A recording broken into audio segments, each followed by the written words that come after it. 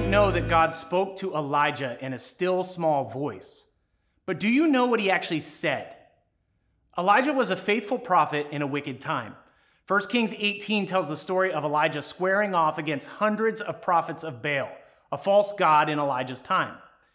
Elijah mocks the wicked prophets, and eventually God answers Elijah's prayers. And then, in incredibly violent fashion, Elijah kills 450 false prophets in the valley below the mountain he was standing on.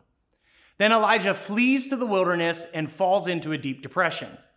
He actually says to God, "Take my life, for I am no better than my ancestors who have already died."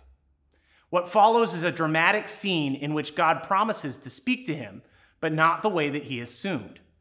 First, Elijah encounters a powerful wind, expecting to see God in the wind, but he's not there.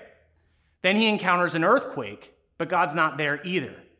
And finally, there's a huge fire, but God's not in the fire. God finally speaks in a still, small voice. And what did he say? Here's what God told him. "Go back the same way you came and travel to the wilderness of Damascus. When you arrive there, anoint Hazael to be king of Aram. Then anoint Jehu, the grandson of Nimshi, to be king of Israel. And anoint Elisha, son of Shaphat, from the town of Abel-Meholah, to replace you as my prophet." That's in 1 Kings 19. God reminded Elijah of the mission and sent him to find a friend. Elijah only accomplished one of these three tasks. Elijah chose his successor, who eventually became his friend. A huge part of God's plan for Elijah was surrounding him with the right people, specifically the right friend. Elijah chose Elisha to follow him, and Elisha eventually completed the tasks that Elijah could not.